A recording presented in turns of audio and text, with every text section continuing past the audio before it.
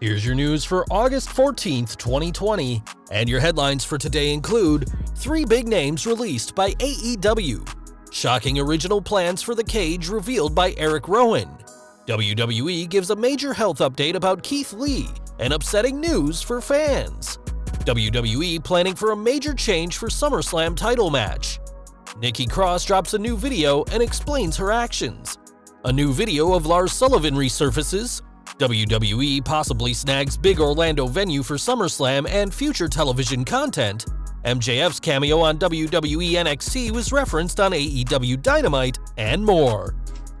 We are kicking off with some AEW news today as the company has reportedly made some big releases. According to Dave Meltzer, both Jimmy Havoc and B. Priestley have been let go, with their profiles also being removed from the company's website, though no explanation has been given. It wasn't too long ago that Havoc faced claims of inappropriate conduct and assault, which led to AEW releasing a statement saying that he was undergoing therapy for his mental health issues and substance abuse problems. The last time fans saw him in the ring was during the June 16th Dynamite, where he teamed with Kip Sabian to lose to the Young Bucks, whilst Priestley's last appearance was back in March, where she teamed with Nyla Rose, and she's been stuck overseas due to the ongoing global situation. These two aren't the only ones cut from the company, as Sadie Gibbs confirmed on Twitter that she'd been let go due to undisclosed circumstances. Like Havoc and Priestley, Gibbs' name was removed from AEW's website, and she added on Twitter that she wishes she'd had more time to showcase her character. Time will tell where Havoc, Priestley, and Gibbs go from here, as with the current situation in the US showing no signs of slowing down, finding work for a wrestler will be a difficult task. We are focusing on former WWE superstar Rowan now, as the former SmackDown Tag Champion has spoken about his final few months with the company. Before his departure, fans will remember Rowan carrying something to the ring, which turned out to be a large spider. And whilst the gimmick never went anywhere, Rowan spoke to Sportskeeda this week about the original plans. He said, "Originally it was planned that it would be a rodent or a rat, and it was going to be killed by the babyface champion to show that I had cared about something and that babyface turned heel, so that didn't work. Well, okay, then I asked them what is it now, and then they just kept extending it, and extending it." He added that his idea was to get a bigger cage and put actress Jodie Amge from American Horror Story in there, with the idea being that Rowan was protecting her, though obviously that didn't happen.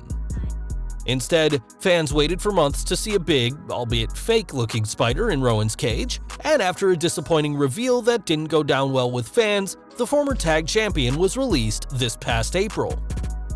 Over to NXT now, and there's an update on the condition of NXT champion Keith Lee following this week's fireball attack by Karrion Kross and Scarlett.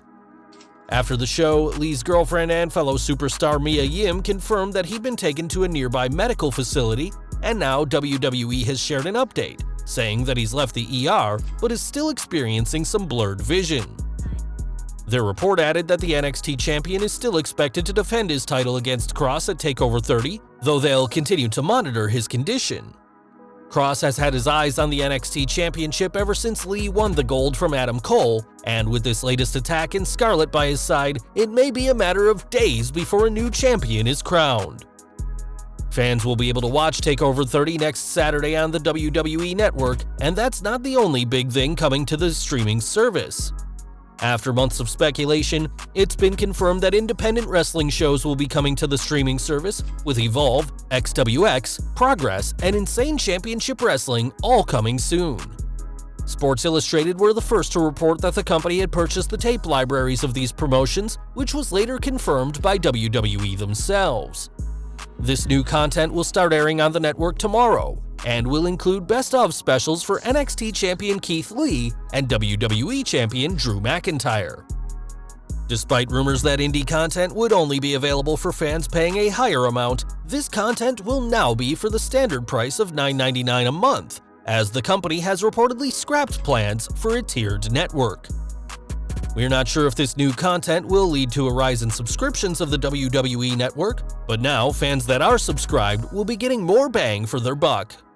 We are looking ahead to SummerSlam now, and though the Intercontinental Champion AJ Styles doesn't have a match for the show yet, that could soon change. According to PW Insider, Styles is slated to face Jeff Hardy at the biggest party of the summer, and though this would be a great match, the company doesn't have to look far to get the wheels in motion. It's been reported that this Styles-Hardy feud was originally planned for the episode that was meant to be taped last week, though that taping was cancelled.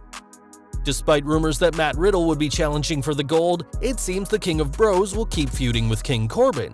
And though many expected Big E's singles run to culminate with a possible IC title match, fans can look forward to seeing the Phenomenal One and the charismatic Enigma face off next Sunday. More SmackDown news next, as Alexa Bliss is ready to tell all about her recent involvement with The Fiend. Now, 2 weeks ago, the former women's champion was attacked by Bray Wyatt's alter ego, though last week, Bliss was able to escape another attack, seemingly by showing him affection. Now, Bliss will have an interview on tonight's edition of SmackDown, and it'll be interesting to see what the petite powerhouse has to say about The Fiend, Universal Champion Braun Strowman, and where she fits into their feud. This week's SmackDown will also see Strowman confront Wyatt, as well as Big E continue his singles run against John Morrison. Tonight's show will also see a triple brand battle royal, with the winner receiving a SmackDown Women's title match at SummerSlam, and fans will have to wait to see who challenges the role model Bayley next Sunday. With Bliss being involved in the Strowman-Wyatt feud, fans haven't seen much of Nikki Cross, who seems to have had a frosty relationship with her bestie as of late. After all, it was only moments before Bliss was attacked by The Fiend that she was shoved down by Cross, who was clearly frustrated after coming up short in her pursuit of the SmackDown Women's title. Taking to Twitter, Cross explained how she's been feeling, saying, "I keep replaying it over and over in my head, pushing Alexa down like that. I think I just let the obsession of becoming SmackDown Women's Champion get to me too much. I left my best friend like that. I left my best friend, and for what? I didn't win. So what was it all for? And I just want to talk to her so badly.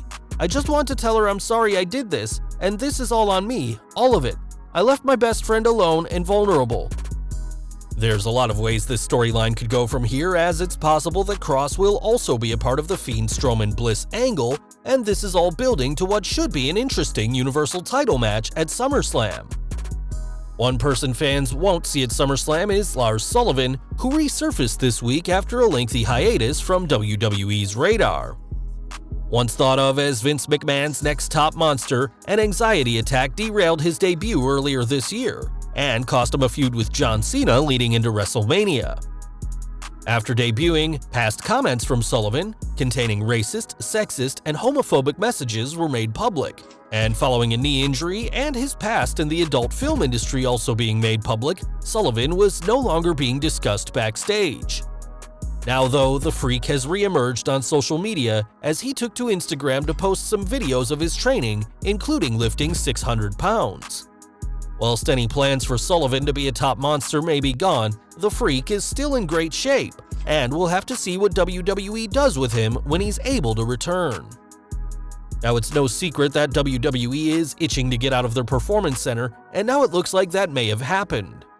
Recently, WrestleVotes teased that the company is looking at using Orlando's Amway Center, and though a rep for the venue told them that they're closed until 2021, they added that if something was finalized recently, they wouldn't know yet, so it is a possibility. A different source from WWE has also said that the company is not just hoping on using the Amway Center for SummerSlam, but also for other events going forward, which means that limited fans could eventually return to WWE's shows.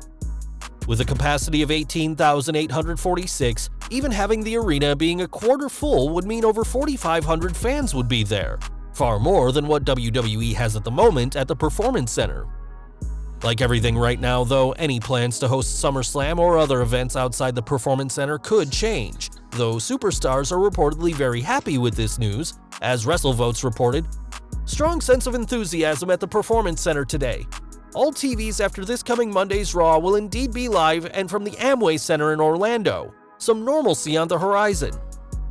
Hopefully this will mark the beginning of things going back to normal for WWE, as the company is relying on the ratings picking up when they get back in front of real fans. Over to AEW now, and this week's show saw a special segment from MJF that only the most eagle-eyed of fans recognized. During the show, the cocky heel was shown walking backstage, and when Lee Johnson got a bit ahead of him, MJF shoved him back to make sure he knew his place.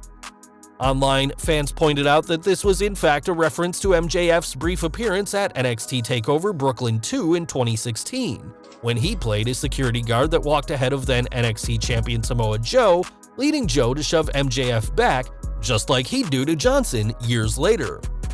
It was a fun little reference for MJF to show off how far he's come, and given that he'll be facing AEW World Champion Jon Moxley for the title at All Out, he may soon be the one walking backstage with gold over his shoulder. Speaking of AEW, the company had almost double their usual amount of fans for Dynamite this week, which led to some new safety protocols in place. With full security outside the venue and metal detectors and temperature checks upon arrival, the company took things seriously, as they also social distanced fans on every other row. One person who experienced these protocols firsthand was Chris Jericho, who used WWE's own segment to tout Dynamite's win over NXT in the ratings. Posting a picture of Keith Lee's burn, Jericho pointed out the .32 rating Dynamite did compared to NXT's .16, as the demo god is once again very pleased to be on TNT instead. Please also check out our top 10 video, 10 shocking WWE surprises planned for 2020. If you enjoyed this video, please subscribe to our channel and turn on all notifications so that you don't miss out on any updates we post on our channel.